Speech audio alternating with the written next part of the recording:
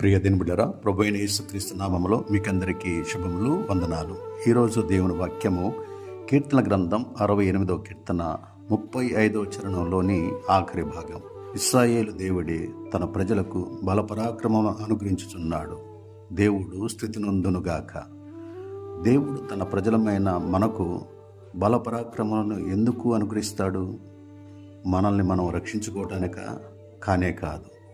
మనకు అనుగ్రహించు తన బలపరాక్రమం వలన శత్రువుని జయించుటకు అనుగ్రహించుతున్నాడని మనం గ్రహించాలి.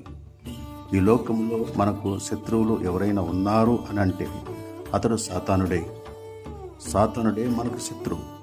పౌలు ఎఫెసీ సంఘమునకు రాయచు, ప్రభు యొక్క మహాశక్తిని బట్టి ఆయన యందు బలవంతులైండుడని తెలియచేశాడు.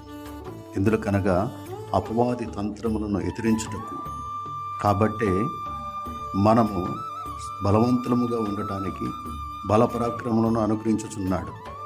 ఎప్పుడైతే మనము రక్షణను శిరస్త్రాణము, నీతి అను మైమరువు, సత్యమనే దట్టిని, విశ్వాసమనే డాలును, వాక్యమనే ఖడ్గమును, సమాధాన స్వార్థమైన సిద్ధ మనసును ధరించుకుని ఉంటామో అప్పుడే మనము బలపరాక్రమము గల దేవుని బిడలము కాగలుగుతాం.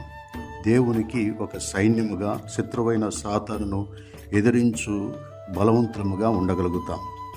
పరిశుద్ధుడా తండ్రి, శత్రువైన సాతానును ఎదిరించుటకు మాకు బలపరాక్రమమును ఎల్లప్పుడూ అనుగ్రహించమని యేసుక్రీస్తు నామమున అడిగి వేడుకొనుచున్నాము తండ్రి. ఆమేన్.